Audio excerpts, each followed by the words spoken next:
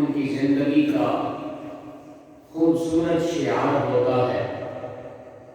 اس سے ہٹ کر شریعت مطہرہ کے احکام کی بجا آوری کرنے کی بجائے بغاوت، سرکشی اور بد عملی اور بے عملی کا شکار جتنے لوگ ہیں وہ اولیاء کرام کی صف میں شمار نہیں ہوتے۔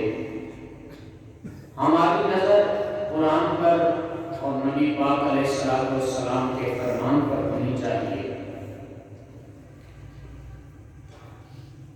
ان کی عظمت و شان کا جب بیان فرمایا تو بتا دیا خبردار، بے شک جو اللہ تعالیٰ کے ولی ہوتے ہیں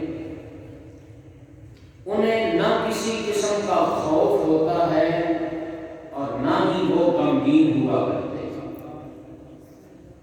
دنیا میں بھی اور آخرت میں بھی اللہ پاک انہیں ہر قسم کے خوف اور غم سے آزاد کر دیتا ہے۔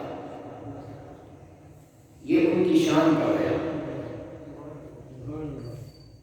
اور ان کی نشانی کیا ہے؟ الذین آمنوا وکانوا یتقون، وہ ایمان والے ہیں اور اللہ تعالی سے ڈرنے والے ہیں۔ یعنی دنیا میں انہیں خوف الہی کے سوا نہ کسی شخصیت کا ڈر ہوتا ہے، نہ کسی چیز کا ڈر ہوتا ہے، نہ درندوں کا خوف، نہ بڑے بڑے جابر و ظالم بادشاہوں کا خوف۔ ان کے دلوں میں خشیت الہی کی دولت موجود ہوتی ہے۔ اور سچی بات ہے، صحیح بات ہے، ہم تو اللہ کے ولیوں کی یہ شان بیان کر رہے ہیں۔ اگر ہمارے دلوں میں بھی صرف خوف خدا آ جائے تو ہر قسم کا دنیا کا ڈر ہمارے دل سے ختم ہو جائے۔ اس لیے ہمیں بھی چاہیے ان کے نقش قدم پر چلتے ہوئے اللہ کے ان احکام کی بجا آوری ہم بھی کریں، تاکہ اللہ ہمیں بھی خوف اور غم سے آزادی کا پروانہ عطا فرما دے۔ بڑی بڑی مثالیں موجود ہیں۔ جو نبی کا سچا غلام بنتا ہے وہی تو اللہ کا ولی ہے، اور وہ کائنات کا امام بنتا ہے، پھر کائنات کی ہر چیز اس کی خادم بن جاتی ہے۔ وہ کائنات کا مخدوم بن جاتا ہے، انسان ہوں یا چرند پرند ہوں، جانور ہوں، درندے ہوں، چیر پھاڑ دینے والی مخلوق ہوں، وہ بھی اس کی غلام بن جاتی ہے جو تاجدار ختم نبوت کا سچا غلام بن جاتا ہے۔ زمین پر بھی آسمانوں پر بھی اس کی حکومت کا سکہ جاری ہو جاتا ہے، جس طرح کہ جناب حضرت فاروق اعظم رضی اللہ تعالیٰ عنہ نہ صرف آپ کی سرزمین مدینہ پاک پر حکومت ہے، بلکہ 24 لاکھ مربع میل پر جناب فاروق اعظم رضی اللہ تعالیٰ عنہ کی حکومت جاری ہے۔ پرچم اسلام لہرا رہا ہے، اور آپ رضی اللہ تعالیٰ عنہ کی حکومت دریاؤں پر بھی جاری ہے، زمین پر بھی جاری ہے، سورج پر بھی جاری ہے۔ ایک مرتبہ مدینہ منورہ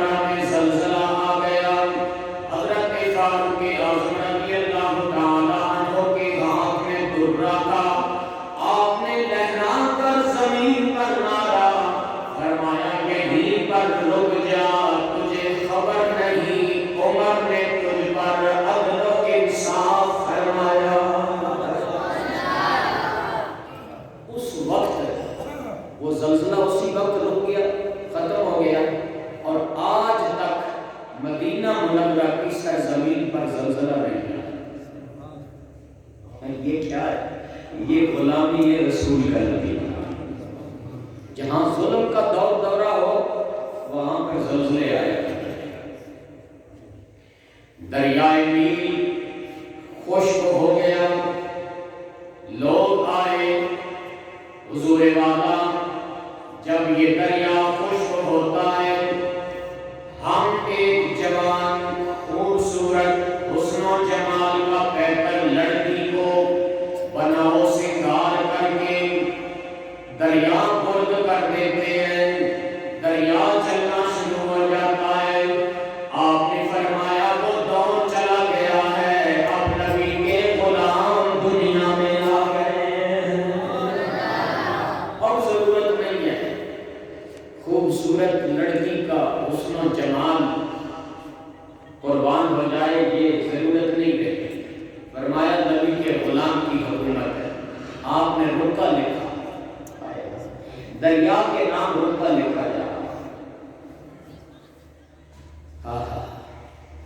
عمر بن خطاب جو نبی کا غلام ہے اس کی جانب سے یہ رکا ہے، اگر تم اپنی مرضی سے جاری ہوتا ہے تو ہمیں تیری کوئی ضرورت نہیں، اگر اللہ کے حکم سے جاری ہوتا ہے تو عمر تمہیں حکم دے رہا ہے رب کے اذن و حکم سے جاری ہو جا۔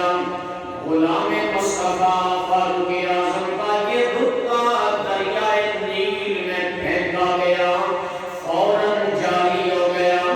ایسا جاری ہوا 14 صدیاں گزر گئی، دریائے نیل آج بھی جاری و ساری نظر آ رہا۔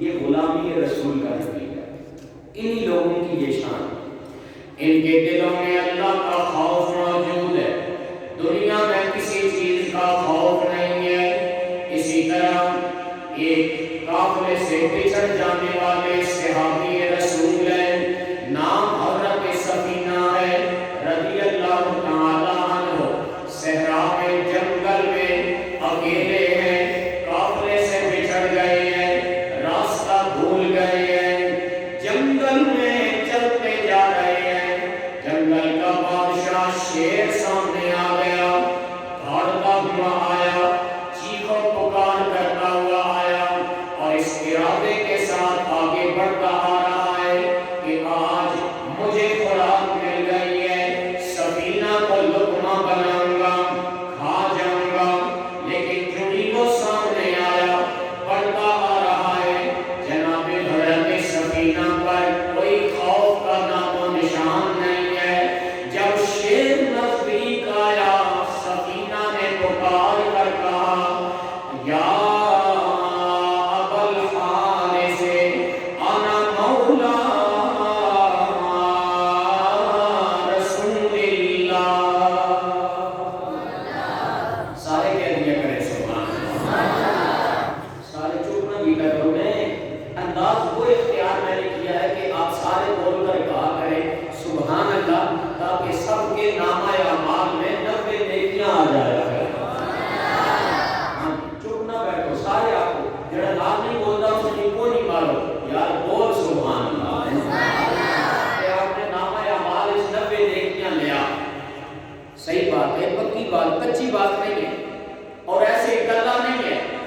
ایک حرف قرآن کا پڑھیں تو آپ مجھ سے بھی بہتر جانتے ہیں 10 نیکیاں ملتی ہیں، زبان نبوت کا فرمان ہے۔ تو سبحان اللہ نے 9 حروف، 9 ضرب 10 کتنے پڑھے؟ پڑھے تھے ایسے نہیں دوسرے، سارے کہتے ہیں سبحان اللہ۔ اللہ سلامت رکھے، وقت مختصر ہے، ذوق پیدا ہو جائے۔ حضرت سفینہ صحابی رسول کے سامنے شیر آیا تو آپ نے فرمایا اے جنگل کے بادشاہ تو شیر ہوگا، اپنے مقام پر ہوگا، پر سن لے میں کوئی عام انسان نہیں آیا، اپنے نبی کا سچا غلام آ گیا، میں اللہ کے رسول کا غلام ہوں۔ ذرا سوچ کے آنا میری جانب، شاید میں ایک تصویر کھینچی ہے، نقشہ کھینچا ہے، حضرت سفینہ کے اس فرمان کی ترجمانی فرمائی ہے۔ کہتا ہے کہ سفینے کیا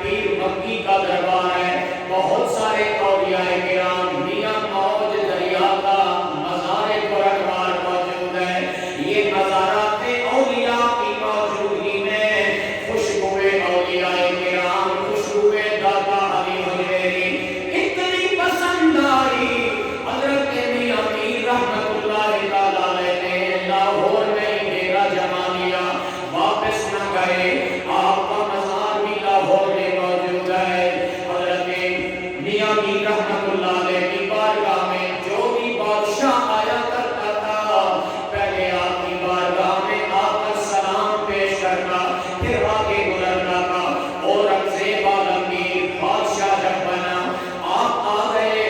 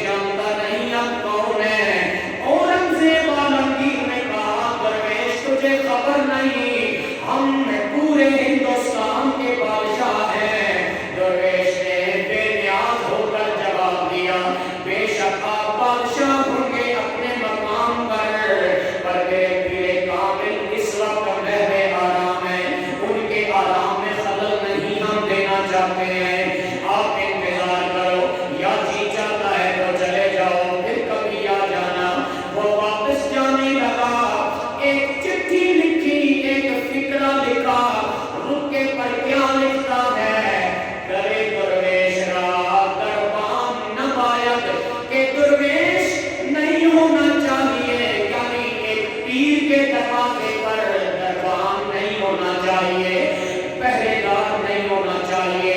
یہ بات مجھے اچھی نہیں لگی ہے، اندر آنے کی اجازت بھی نہیں ملی، آپ کو جگایا بھی نہیں کیا۔ میرے دوستوں بزرگوں، بادشاہ یہ رکا دے کر واپس چلا گیا۔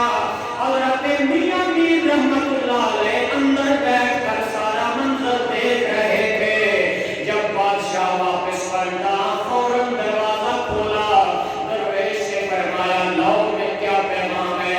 اس نے چٹھی دی، اس پر لکھا تھا درویش کے دروازے پر پہرے دار نہیں ہونا چاہیے۔